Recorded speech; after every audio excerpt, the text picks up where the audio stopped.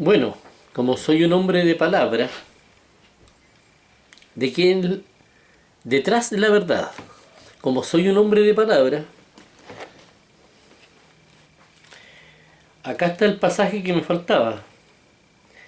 Filipenses 4:7.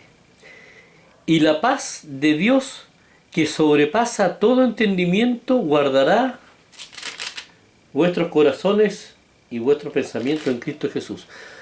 La paz de Dios sobrepasa todo entendimiento, porque tiene que ver con el grado de civilización que el hombre tiene que alcanzar para entender de qué está hablando Jesús.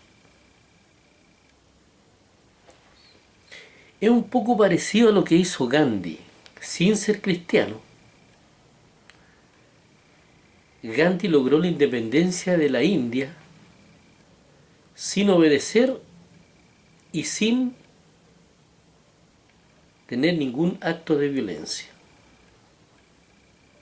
Por ese camino va Jesús más o menos.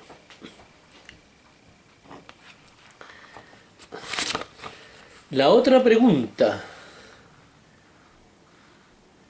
que quedó pendiente: ¿por qué, si Jesús estaba tan preparado y conocía tanto la ley, para dejarlo todo más claro, no escribió él mismo el mensaje para que todo estuviera más transparente? Esa es la pregunta que se hace Miguel. ¿Por qué no escribió él el Evangelio? ¿Por qué lo tuvieron que escribir 200 años después otras personas?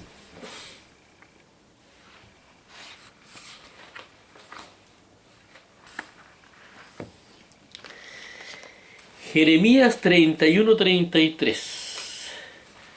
Vamos a ir a Jeremías 31:33. En Jeremías 31:33 dice: pero este es el pacto que haré con la casa de Israel después de aquellos días, dice Jehová. Daré mi ley en su mente y la escribiré en su corazón, y yo seré a ellos por Dios, y ellos me serán por pueblo. ¿Cómo lo iba a hacer para escribir toda la ley en el corazón del hombre? Eso lo explica Pablo y lo explica Jesús después. Cuando Jesús dice que el principal mandamiento es: ama a Dios sobre todas las cosas y a tu prójimo como a ti mismo. Y dijo que con esos dos mandamientos se cumple toda la ley y los profetas. Y eso lo confirmó Pablo también.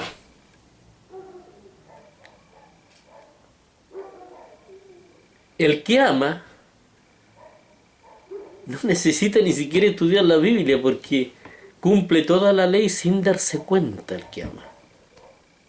El que ama cumple la ley sin darse cuenta. No necesita estudiar nada. Así que no hay que escribir mucho. Hay que profundizar. No se trata de un montón de información. Nosotros estamos en un mundo ahora donde todo es información, información, información. Se trata de meditación, de profundidad en las cosas, de profundizar lo que Jesús está enseñando. Nada más que eso. Y no un cúmulo de leyes y prohibiciones, cosas y normas, no. Ama a Dios sobre todas las cosas y al prójimo como a ti mismo. Simple. Ahí está toda la ley.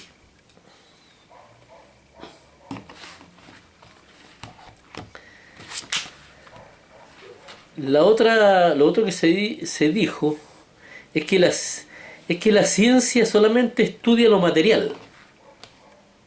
Puede que la ciencia esté estudiando lo material ahora, pero no porque no quiera, seguramente porque no tiene las herramientas para estudiar más, pero la ciencia no tiene límites en lo que puede estudiar.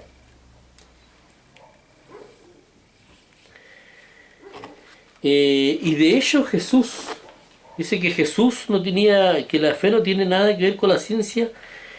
Yo creo que la fe es una cosa y la ciencia es otra, pero se van a encontrar en algún momento. De hecho Jesús lo sabía, porque acá Jesús dice en Lucas 11:52: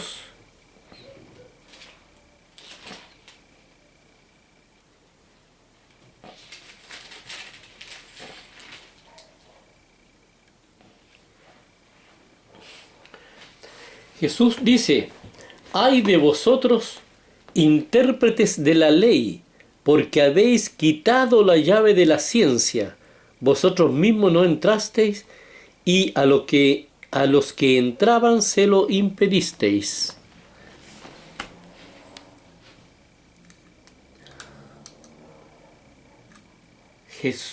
A diferencia de la religión, Jesús nunca estuvo contra la ciencia.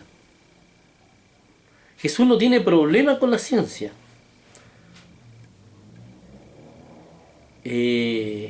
La religión sí ha tenido muchos problemas con la ciencia, le tiene miedo a la ciencia. La ciencia no tiene límite para estudiar ni una cosa. Ahora vamos a Marcos 4:22.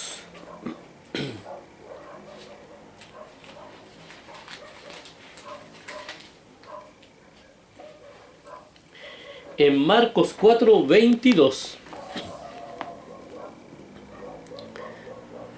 Jesús dijo: porque no hay nada oculto que no haya de ser manifestado, ni escondido que no haya de salir a la luz. Con el tiempo todo se va a saber. Y en eso está la ciencia. En eso está la ciencia.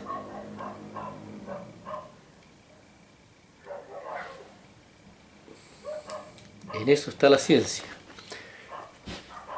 Yo creo que la ciencia y la fe son cosas muy distintas, pero se complementan.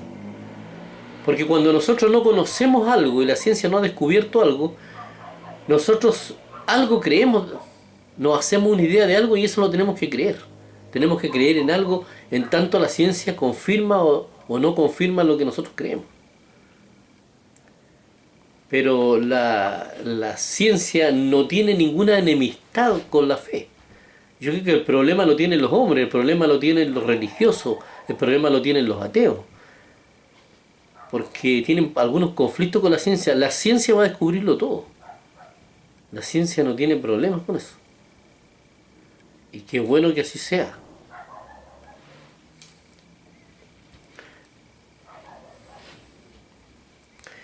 Esa es la otra pregunta. Y la última pregunta que quedó en el tintero, que va a ser para otra saga, yo creo. La voy a responder en la otra saga. ¿Por qué Pedro dijo en Hechos 2:38 que había que bautizarse en el nombre de Jesucristo, si Jesús dijo que había que bautizarse en el nombre del Padre, del Hijo y del Espíritu Santo? Yo creo que pueden haber muchas razones. Y voy a explicar cuántas razones hay para eso.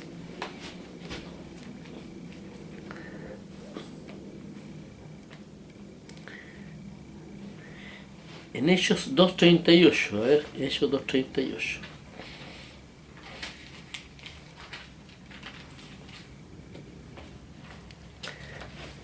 En Hechos 2:38 está claro, Pedro les dijo: arrepentíos y bautícense cada uno de vosotros en el nombre de Jesucristo para perdón de pecados y recibiréis el don del Espíritu Santo.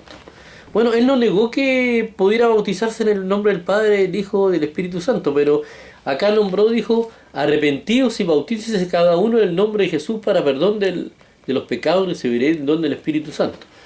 A lo mejor se trata simplemente de un concepto que se llama economía de lenguaje, que tiene que ver un poco con con las tallas de Chespirito, cuando decía: la bella doncella que sale todas las tardes a cortar leña en el bosque para ponerla sobre la chimenea, se perdió y todavía no han encontrado. ¿A quién no han encontrado? A la bella doncella que sale todas las tardes a cortar leña en el bosque para ponerla en la chimenea. Entonces, hay una palabra que para evitar eso, cuando hay una sola doncella en un pueblo, se dice simplemente la doncella. Y eso me hace mucho sentido. ¿Por qué? Porque Jesús dijo que había que bautizar en el nombre del Padre, del Hijo y del Espíritu Santo, porque Jesús recién estaba empezando un ministerio. Él tenía que establecer que era el Hijo de Dios. Y además, Él prometió que iban a recibir el Espíritu Santo cuando Él se fuera. Entonces tenía que nombrar eso. Pero, cuando Jesús se fue, ellos ya empezaron a recibir el Espíritu Santo. Y ahí habla del Espíritu Santo, Pedro también. Bautizado en nombre de Jesús y recibiré el del Espíritu Santo. Y después ya se sabía que Jesús era el Hijo de Dios, y ya es la historia de Jesús ya se conocía. Ya era conocido, ya estaba totalmente identificada en la historia de Jesús en ese momento. Entonces bastaba simplemente con decir que se bautizara el nombre de Jesús y se entendía todo lo demás. Economía del lenguaje se llama eso. Por eso que yo le decía que la primera y la última pregunta no eran muy buenas, pero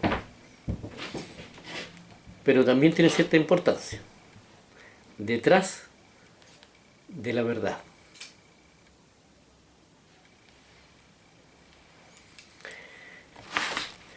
Quería, antes de... Quería hacer una aclaración, por lo cual yo creo que la religión anda muy perdida en muchos aspectos. Jesús no solo es el fundamento, porque las religiones cristianas tienen a Jesús como el fundamento. Es además el camino. Y las religiones no tienen a Jesús como el camino, no están siguiendo a Jesús, sino que solamente lo tienen como fundamento. Ese es el problema, porque no han nacido de nuevo. Y dice, y no es solamente el camino, es el único camino. Por eso que hay que partir de cero, porque no existe, no se puede seguir a los apóstoles, no se puede seguir, no todo es palabra de Dios. Palabra de Dios es lo que dice la palabra de Dios, que a nosotros nos sirve,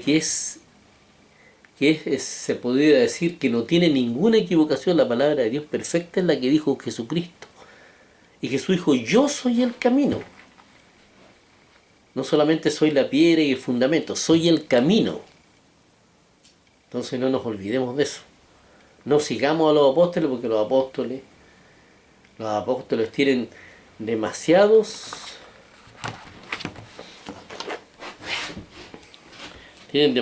problemas, tuvieron demasiados problemas para entenderlo por la época también. Entonces nosotros no podemos.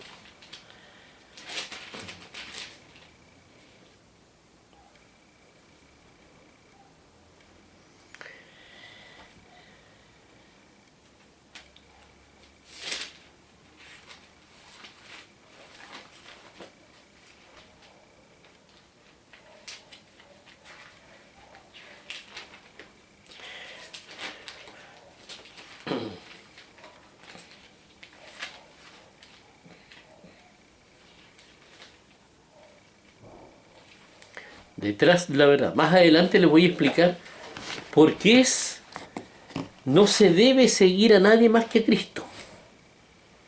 ¿Por qué no podemos fundamentarnos ni seguir?